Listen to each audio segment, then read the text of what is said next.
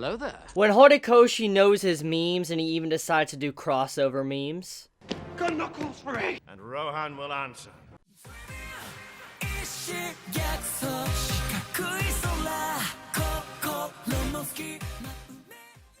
This chapter was absolutely adorable. The little Eri panel to where she starts talking about what Deku was doing in the previous chapter when he was a part of the play. She's like, he vanished, there was a flash, and then it got very cold, and then it was like, whoosh, and she puts her hands up, which is so cute. Oh my god. Like, look, oh my god, like... It really just kind of goes along with the emotions many of us got with the last chapter. Because when we saw her smile with, like, the final page of last chapter, it made us all just say, holy crap.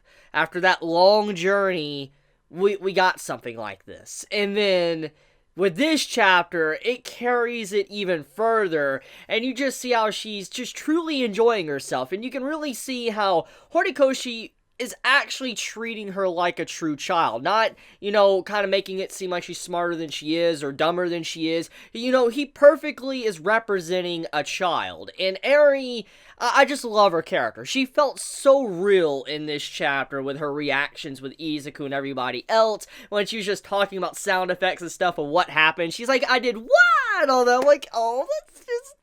It melted my cold heart. Like, I'm just like, I need this in my life. So, I mean, just that entire scene with Eri, it was probably the best part of the chapter for me. And it's a pretty good, solid chapter, I'm gonna say. But, I mean, just the Eri stuff, I'll say, if you're having a bad day, or if you just woke up, or you're about to go to bed, regardless of whatever time it is, you can say definitely that this probably just saved your day, or is a good way to end your day. Like, if you're waking up, and you read this chapter, and you see that cuteness of Eri and all that, you're gonna be like, this is a great way to start a day.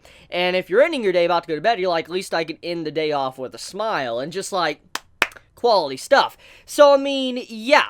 Anyways, I do like the little callback a couple of chapters ago, like 10, 15 chapters ago, it was a while ago. I do like the callback with the candy apple, and how we had that little brief mini flashback inside the panel to where, we're reminded of how she wanted to have a candy apple. Her mouth was drooling, which was very cute. It was something that she truly wanted, and as, she was, growing up and being raised by Overhaul and all that, obviously she didn't get many things she wanted and all that. And so, having a candy apple definitely means quite a bit. And just seeing how that was remembered, and it was brought back up in this chapter, I'm just like, wow, it's a great way just to kind of show that Eri, she's getting to have a great time. It's not just about her getting to smile, it's literally just having her be happy and actually act like a kid, because throughout her entire life, she was miserable. She always, wanted to take the pain upon herself and, didn't want to hurt anyone else or have anyone else hurt, so she was very isolated. She felt alone. And just seeing how she's opening up, seeing how she's happy, seeing how she gets to eat these candy apples and stuff and have fun, I'm just like, this is what I like to see. And it's just a great way to kind of conclude the arc, and, just these recent chapters have really meant a lot for this, arc of My Hero Academia, and also to me as a reader that has, been with this journey since the Overhaul arc started. It just is a great way to conclude it, especially for Eri's character. I want to talk about the La Brava and Gentle stuff, because that is something that honestly holds a lot of weight for the upcoming events after this arc, and I think I need to get into it right now. So, we get an update status on what is happening with Gentle and La Brava. Now, before I exactly get into the details, as we all know, myself, I don't know how many others are out there talking about, but I have said that I think that maybe La Brava might go to the side of evil, work with the League of Villains to try to get, Gentle out of prison or something. That's what I said, and many others have said. We've come up with our own theories, but overall, the general consensus is that La Brava most likely will fall, and she would do anything in her power to save Gentle, which, that could still potentially happen. But the thing is the way the final segment of this chapter is orientated, it's kind of like Horikoshi just threw a wrench in the middle of our thoughts or theories, like, that's not happening. Let me explain. So, pretty much, like I said, we all thought that she might join the League of Villains, but that does not seem to be the case. With the chapter, it seems like the police force are trying to set up a potential possibility for La Brava helping them out,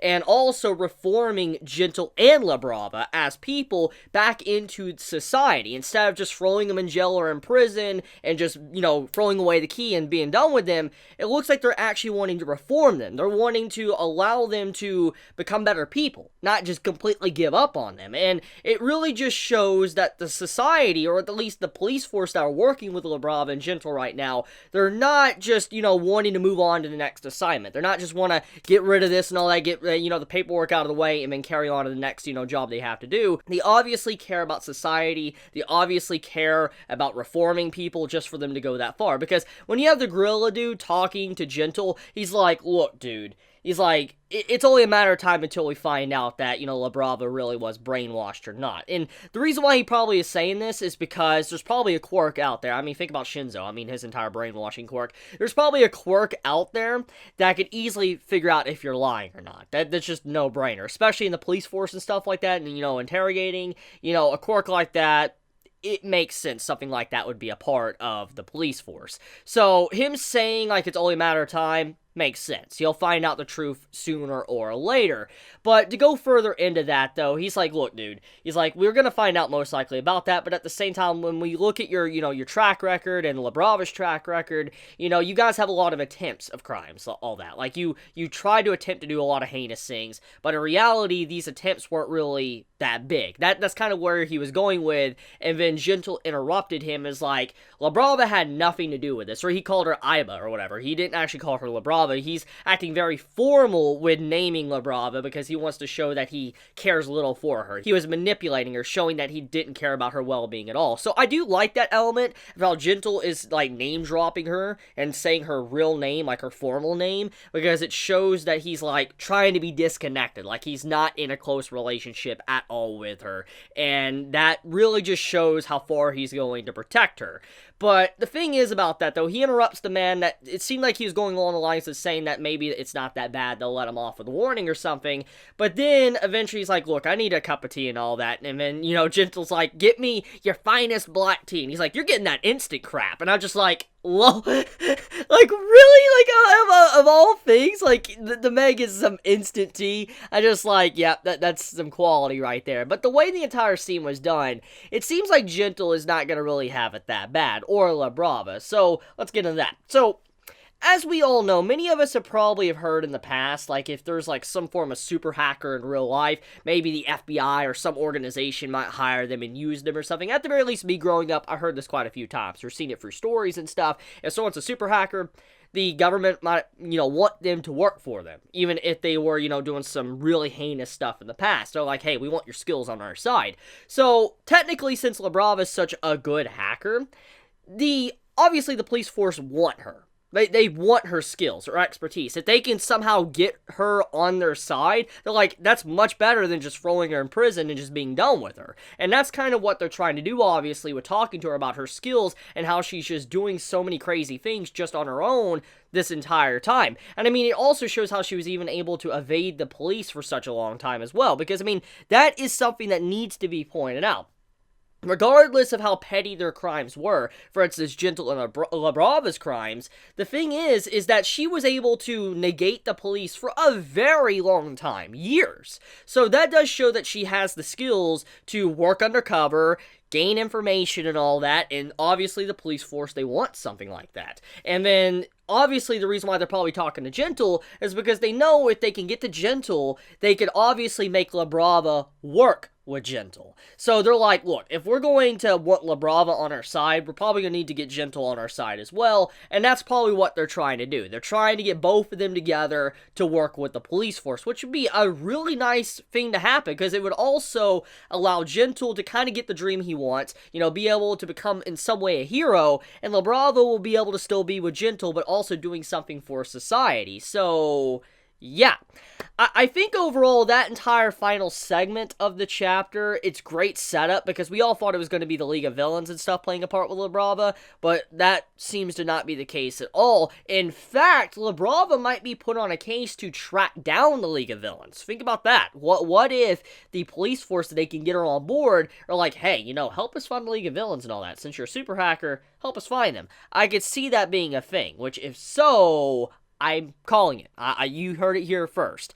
So anyways, let's get into the miscellaneous and funny stuff of the chapter, because I got the serious stuff out of the way.